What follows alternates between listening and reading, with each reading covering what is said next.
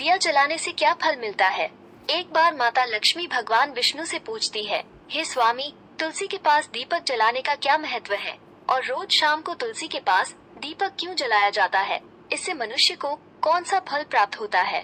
तो तुलसी के पास दीपक जलाने की विधि क्या है तथा दीपक जलाते समय कौन से मंत्र का उच्चारण करना चाहिए? कृपया आप मुझे विस्तार से बताइए। तब भगवान विष्णु कहते हैं, हे देवी, आज आपने समस्त मानव जाति के कल्याण के लिए बहुत ही महत्वपूर्ण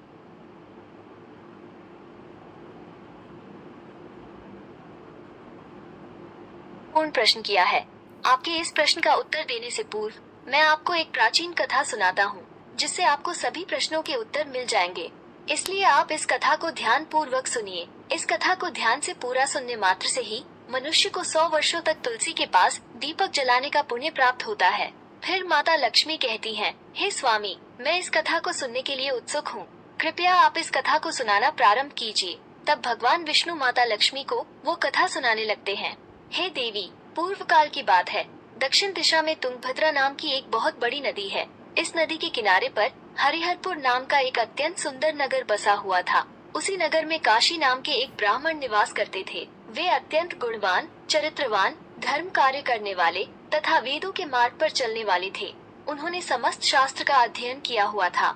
उस ब्राह्मण की एक पत्नी थी, जिसे लोग दुराचार कहकर पुकारते थे, क्योंकि उसके कर्म ही उसके नाम के अनुसार थे। वो सदैव ही अपने पति को अपमानित करती थी। वो अपने पति के लिए कुवाच्य कहती थी, पति को भयंकर दुख देती थी, पति के लिए कभी भोजन नहीं बनाती थी। उसने अपने पति के साथ कभी शयन नहीं किया, कभी उसके साथ प्रेम से व्यवहार नहीं किया। पति के मित्र, परिवार के लोग घर पर आते तो वो स्त्री उनको अपमानित करके भगा दिया करती थी और स्वयं काम भाव से उन्मत्त होकर निरंतर अन्य व्याभिचारिणी स्त्रियों के साथ घूमा करती थी। उसका मन पति को छोड़कर पराये पुरुषों में लगा रहता था। उसने कभी अपने पति से प्रेम से बात नहीं की, किंतु पराये पुरुषों के संग बैठकर बातें करती थी।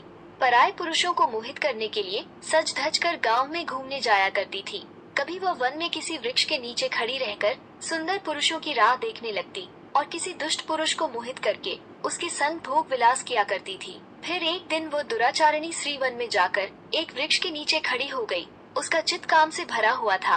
वो किसी सुंदर कामी पुरुष की राह देख रही थी, किंतु बहुत समय निकलने के बाद भी उस स्थान पर कोई पुरुष नहीं आया। इसलिए वो अत्यंत दुखी हो गई और प्रियतम की खोज में इधर उधर देखने लगी। उस दिन उसका सारा परिश्रम व्यर्थ हो गया। वहाँ पर खड़ी होकर वो नाना प्रकार की बातें कहकर विलाप करने लगी। हाय हाय, आज तो इस मार्ग से कोई भी सुंदर पुरुष नहीं आया। अब मैं कैसे अपने काम वासना को शांत करूं? आज की रात कैसे बीतेगी? वो जोर जोर से विलाप करने लगी। उस जंगल में एक भयानक बाघ निवास करता था। उस पापिनी स्त्री की आवाज सुनकर वो जाग गया और उछलकर उस स्त्री का भक्षण करने के लिए उसके पास आ गया। उस भयंकर बाघ को देखकर उस स्त्री के पसीने छूटने लगे। वो भय से थर थर कांपने लगी। वो स्त्री कुछ करती, इतने में ही उस बाघ ने अपने पंजे से उसे घायल कर दिया और वह स्त्री जमीन पर गिर पड़ी। जमीन पर गिरते ही वो स्त्री चिल्लाते हुए बोली, अरे बाघ, तू किस लिए यहाँ पर आया है? मुझे क्यों मार रहे हो? मैं यहाँ पर अपने प्रियतम को खोज रही हूँ। तुम मुझे छोड़ दो। मेरा भक्षण करके तुझे क्या मिलेगा? उस स्त्री की यह बात सुनकर वो भयानक बाघ क्षण भर के लिए रुक गया और हंसते हुए बोलने लगा, हे दुष्टा, आज विधाता ने तुझे मेरा ग्रास नियुक्त किया है। तुझ जैसी पापिनी स्त्रियों का भक्षण करना ही मेरा काम है, तभी तुझे इस शरीर से मुक्ति मिलेगी। वो स्त्री कहने लगी, हे बाघ, तुम कौन हो? मुझे सच सच बताओ, तुम्हें किस कारण से बाघ की योनि में जन्म लेना पड़ा और तुम मुझ जैसी स्त्रियों का भक्षण क्यों करते हो?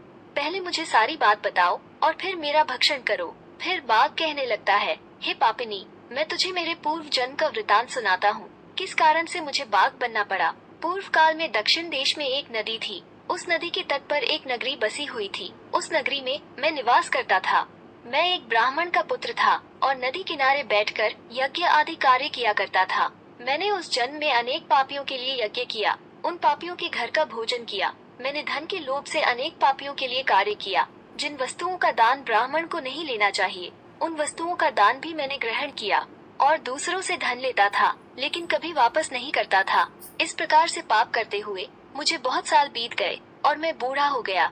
मेरे बाल सफेद हो गए, आंखें सूज गई, मुंह के सारे दांत गिर गए, लेकिन फिर भी मेरी दान लेने की आदत नहीं छूटी और मैं पाप करता गया।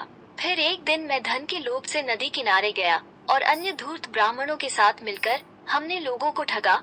झूठ मंत्र वचन बोलकर हमने बिना विधि विधान किए ही देवी देवताओं का पूजन किया और बहुत सारा धन दान में ले लिया।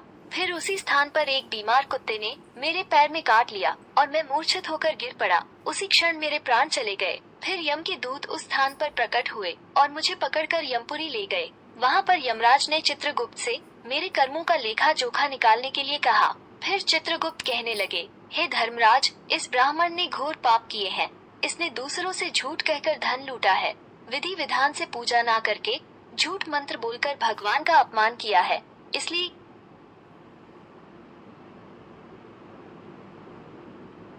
ये पापी ब्राह्मण केवल नरक जाने के ही योग्य है। फिर यमराज ने अपने दूतों को आदेश देकर मुझे नरक की अग्नि में डाल दिया। अनेक वर्षों तक नरक की सजा भोगने के बाद मुझे बाघ का शरीर प्राप्त हुआ और मैं इस दुर्गम वन में निवास करने लगा। मैं अपने पूर्व जन्म के पापों को याद करके कभी महात्मा, साधु पुरुष, सती स्त्रियों का भक्षण नहीं करता हूँ।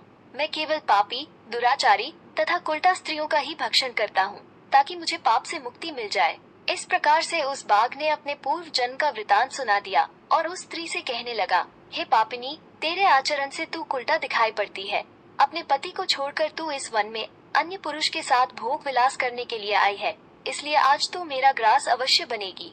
इतना कहकर उस बाघ ने अपने तीक्ष्ण नाखून से उस पापी स्त्री के टुकड़े टुकड़े करके उसे खा लिया। फिर उस स्थान पर यम के दूत प्रकट हुए और उस पापिनी स्त्री को उठाकर यमपुरी ले गए। वहाँ पर उसे यमराज के सामने खड़ा किया गया।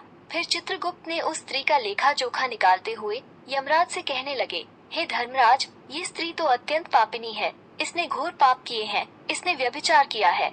इसने अपने पति की कभी सेवा नहीं की। अपने पति को भूलकर पराये पुरुषों के संग भोग विलास किया करती थी। उसके पाप को सुनकर यमराज ने उस स्त्री को अग्नि से भरे हुए कुंडों में डालने का आदेश दिया। अनेक वर्षों तक उसे उस कुंड में पकाया गया। फिर उसे निकालकर दूसरे नरक में डाल दिया गया। इस प्रकार से उसे अनेक वर्षों तक अलग अलग नरकों में डाला गया और नरकों में डालने के बाद वो महापापी स्त्री पुनः पृथ्वी लोक पर आकर चांडाल के रूप में उत्पन्न हुई। चांडाल के घर में जन्म लेकर वह फिर से अनेक पाप करने लगी, व्याभिचार करने लगी, अनेक पापी पुरुषों के संग विहार करने लगी। कुछ समय बाद पूर्व जन्म के पापों के कारण उसे कोढ़ का रोग हो गया और वह भयानक पीड़ा सहन करने लगी। उसका अंग अंग जलने लगा, उसके नेत्रों में पीड़ा होने लगी। इस दुख को सहन करती हुई वो दिन बीताने लगी। फिर एक दिन वह तीर्थ में स्नान करने के उद्देश्य से अनंतपुरा में चली गई। वहाँ पर वो एक आश्रम के बाहर निवास करने लगी। वहाँ उस आश्रम में एक तुलसी का पौधा था। अन्य स्त्रियों को वहाँ पर तुलसी के पास दीपक जलाते हुए देखकर उस पापी स्त्री ने भी वही किया। उसने तुलसी के पौधे के पास एक दीपक जला दिया। फिर उसी रात हृदयघात से उसकी मृत्यु हो गई और यमराज के दूत उसे ले जाने के लिए वहाँ पर प्रकट हुए। जैसे ही यम के दूत उस पापी स्त्री को पाश में बांधकर ले जाने लगे, तभी भगवान विष्णु के दो पार्षद उस स्थान पर प्रकट हुए और उन्होंने उन दोनों को रोक लिया और कहने लगे, हे दूतों, इस स्त्री को तुम छोड़ दो। ये स्त्री नरक जाने के योग्य नहीं है। तुम किसके आदेश से ऐसा अधर्म कर रहे हो? फिर यम के दूत कहने लगे, हे पार्षदों, हम यमराज के आदेश से इस पापी स्त्री को उठाकर ले जा रहे हैं, किंतु आप हमें किस कारण से रोक रहे हैं? ये स्त्री अत्यंत पापी है, इसे नरक में ले जाने की आज्ञा मिली है। फिर पार्षद कहने लगे, हे दूतों, ये स्त्री तो विष्णु भक्त है, यह नरक जाने योग्य नहीं है। इसने शाम को तुलसी के पास दीपक जलाया है, इसी कारण से इसके समस्त पाप नष्ट हो गए हैं। इसलिए अब यह नरक जाने के योग्य नहीं है, ये स्वर्ग जाने की अधिकारी बन चुकी है।